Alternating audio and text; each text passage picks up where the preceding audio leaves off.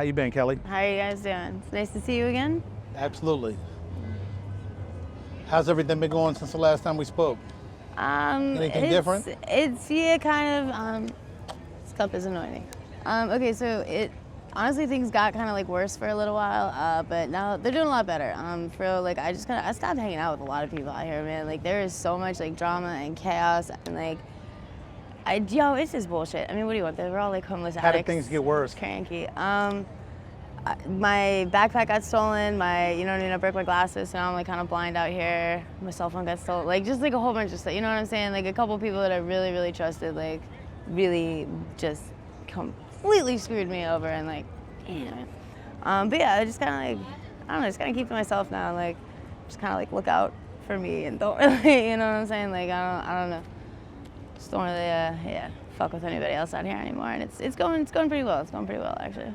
Any thoughts on trying to get in somewhere to kind of get some shelter and get out of these elements? So actually, on Tuesday, I went to the downtown partnership people, you know what I mean, and like tried to get into one of those hotel rooms. However, basically they didn't have any female beds, you know what I mean, available right now, but they had like couples beds, so they were like, yo, go find, if you got a friend or you got somebody, you know what I mean, who will come in with you. They're like, guy or girl, like, bring them in. But I don't trust anybody out here. So just still kind of, you know what I mean, just kind of waiting for like a single. You can't get a boyfriend for like 2-3 months? I could, but like God only knows what would happen, man. Like this last dude, like straight up, like I looked out for him all day, had money for us in the morning, went in my pockets while I was asleep. Took that shit. What the hell? Like I can't even with these people anymore. I can't even. Fucking ridiculous. But yeah, so I don't know, you know what I mean? Like, I don't know about sharing like a close quarters living space. If they get on my nerves that bad outside where, you know what I mean? Like in all of this open space, like, oh man. Imagine what they would do inside. Yeah, I don't know, dude. I could end up in a much smaller room for a longer amount of time. 6 by 9? You know what I mean? Yeah, something like that. Have you ever been to jail before? I actually haven't. No, I've been lucky. You know what I'm saying? I don't really like commit a lot of crimes. I'll be honest with you. You know what I mean? I don't really do anything like that. I spent a night or two. You know what I mean? Over the years, just like in the precinct, I guess, lockup, drunk in public. You know what I'm saying? Like throwing up in somebody's front yard in West Virginia when I was like 18. Things like that. But yeah, nothing ever serious. So hope it stays that way. Yeah. What's the waiting list like for trying to get in somewhere? So it's different, I guess, like depending on the, you know what I mean, the facility. This thing with the hotel rooms and whatnot, he said to just keep calling back every day. He was like, we got people getting put out constantly, people leaving the program, you know what I mean? So he's like rooms, beds and stuff become available like all the time. But it's pretty cool. It's like a long-term program if you stick with it and you do all your like meetings and whatnot. Like they fast track you to like permanent housing. So. Yeah, I'm trying to get in on that. Have you ran into your dad anymore out here?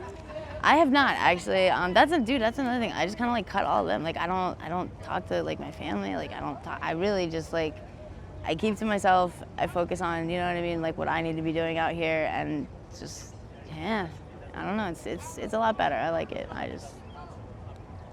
It's okay. It's all right. I know last time we spoke a little bit about the tranq. Is it still out here, pretty prevalent? Mm-hmm. Yeah. Oh, hell yeah, it's actually more prevalent now, believe it or not. It is becoming more prevalent, and like, people, I don't know, people are getting whacked out on this shit, It is a nightly thing now to find like at least one person, just in my travels, like wherever I'm walking, come across at least one like completely like unconscious, you know what I mean, person who's, if they haven't already had their bags and everything ransacked, there's like 3 or 4 people standing over them, you know what I mean, going through it's just everywhere all the time. I'm like, ugh. What's the difference in the high with fentanyl and tranq? Well, tranq, you do your shot or whatever, and then it's just darkness. You remember nothing, you know what I mean, and you wake up and you just kind of feel like shit and everything's gone. At least that's my experience with it. It just completely blacks you out, you know what I mean? Like, I don't even enjoy being high. Fentanyl, I don't know. Fentanyl, I'm still like awake and mostly conscious, you know what I mean? And I'm enjoying myself, like bopping around downtown, bro. Is the withdrawal different?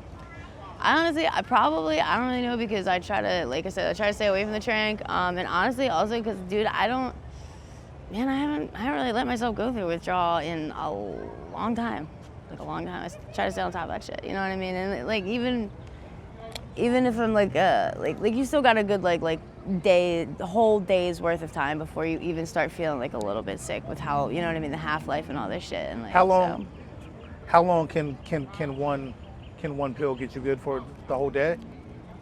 It depends on what it is, honestly. There's some stuff out here now that like 2 or 3 pills and you're good all day and into the night, which, I mean, that's hard to come by, you know what I'm saying? Like, usually you have to go to like 3 or 4 different shops and like get different pills and mix them all together. So you're like, all right, well, this one's got a rush, this one gets me a high, this one's got a hold. Put them together and we got a good shot, like, so.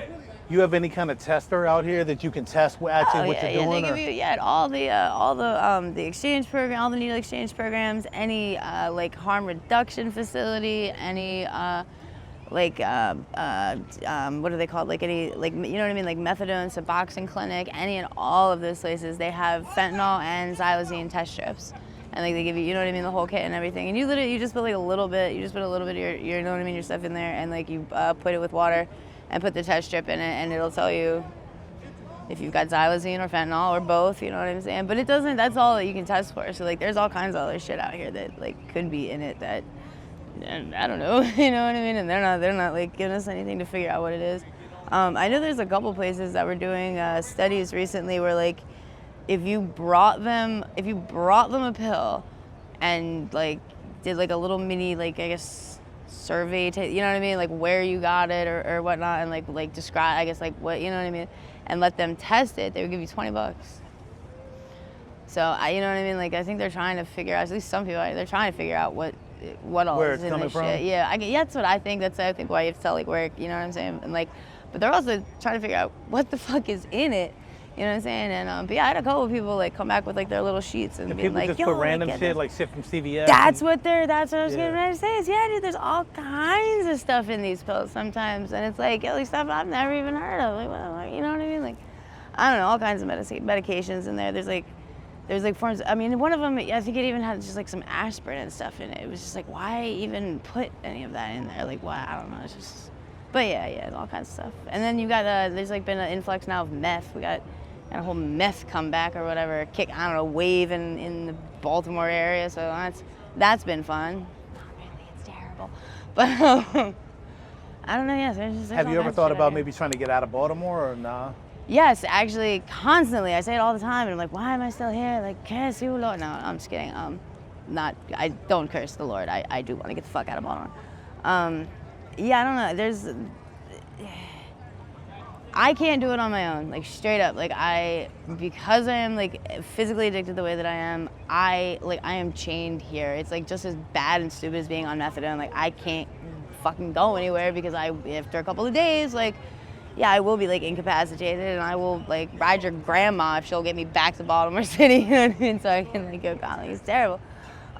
So there's this like drop-in center that I work with, well, they work with me. I don't know. You know what I'm saying. I don't know. They're helping me out. But they were showing me like there's 2 rehabs out in California that if you you have to interview with them, you know what I mean? Do like a couple phone interviews and whatnot. And if they think that you're like a good candidate for their program, they'll pay for a flight. They'll fly you out there, yeah, and like put you, like, you don't have to pay anything for, I think, at least like the first 6 months, you know what I'm saying? But they set you up after that with like a halfway, like you're in the inpatient, like intensive thing. Then they set you up, yeah, with like a halfway house and set you up with a job and all this kind of. So it's like that. You know what I'm saying? Like I would like to look into that. There's nothing for me here. There really isn't. You know what I'm saying? Would you be open to some help? Like if I wanted to help you? Yeah, really? Yeah, actually, yeah. No, I'm not even kidding about that. Honestly, yeah, dead ass serious, dude. You feel like you're ready to like make that commitment? I honestly, yeah, at this point, yeah. Like if I'm saying like if I'm ready to like cut out all of these people and like, you know what I'm saying, like change all this, I don't know, I'm done with this. Like this fucking sucks, dude. This is miserable.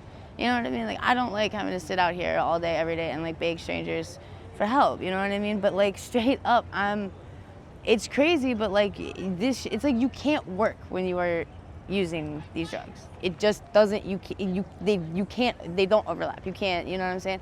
I can't even wake up on time half the shit, like to go, I can't even get Suboxone anymore because I can't wake up on time to like make it to the clinic. There's no guarantee, you know what I'm saying? Like I could do a shot and like, I could be awake for 4 days and you know what I mean? Or I could like wake up in 4 days and I'm like in some park across town. You know, I'm dead ass serious. Just so chaotic. It's just very much so. And it's like, what the fuck? But yeah, like I just, yeah, I would like to do that, honestly. Like, cause this shit, dude, it sucks. Like I'm 36 years old, you know what I'm saying? Like, I don't know. I feel like I could do a lot better for myself. You can. And so. You can do a lot better. What does a typical day consist of for you out here? Like when you wake up, if you get tired, can you even take a nap? I'm sure this has got to be exhausting, right? I fall asleep where I'm sitting sometimes, straight up. I fall asleep, you know what I mean? Or I go take a nap on the train, whatnot, things like that. Yeah, but I mean, it's a typical day. I wake up and my goal is get well and then get high. Like it's like that's it, and that kind of like absorbs my day. I try to have money in the morning, you know what I mean, from the night before, so I can just like go and take care of everything, so I'm not like stressing about that the first part of the day. That eats up a good 2 to 3 hours of my time between how much time I spend trying to stab myself with a fucking needle, and I can't, you know what I mean, my veins are all trash, and just being high, and then like come down here, find something to eat, sit around, go back on. How good are they about providing clean needles around here? You know what, honestly, the city is really good about it.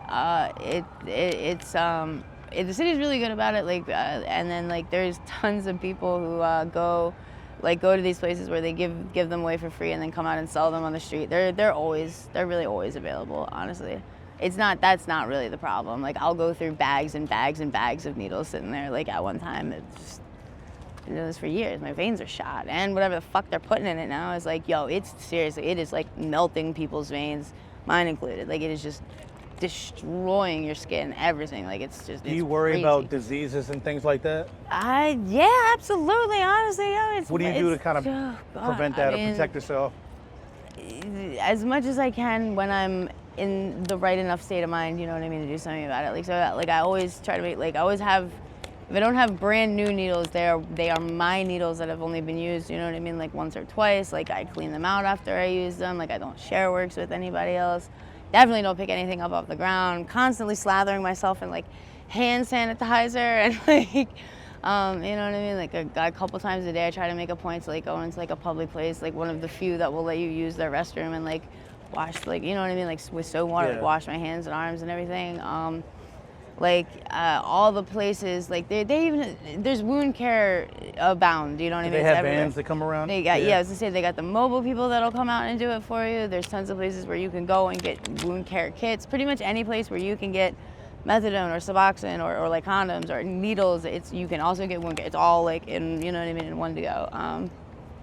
So yeah, you know what I mean, stuff like that. And then just, I don't know, like there's like a lot of like hoping and praying for the best, like seriously, like, I don't know, and when shit gets, like, I end up in the hospital on a quasi-regular basis now for, like, skin infections and things like that when it becomes clear that it's just not gonna heal on its own. How was that experience typically with them treating you with no insurance? Are they good about that? I have state insurance, so I have, like, you know what I'm saying? Yeah. Like, but even if you didn't, I would think they'd do something for, I don't know, you know what, okay, to be honest with you, I know some people out here who have who are really bad. They're gonna lose limbs. It's a guarantee. You know what I mean? It's going just my God. And I don't know. It seems like they get discharged from the hospital before I feel like they really should. Their arm may be looking a hell of a lot better than it was, but it's not healed enough that if you come back into this environment, it's gonna continue to heal. It's just not.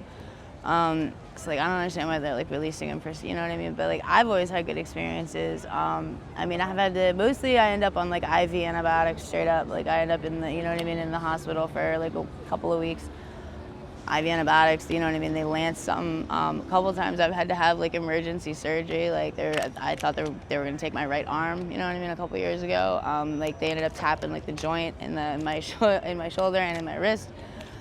Scraping bone, it's bone infections. It's crazy out here, and And Is it lonely out here?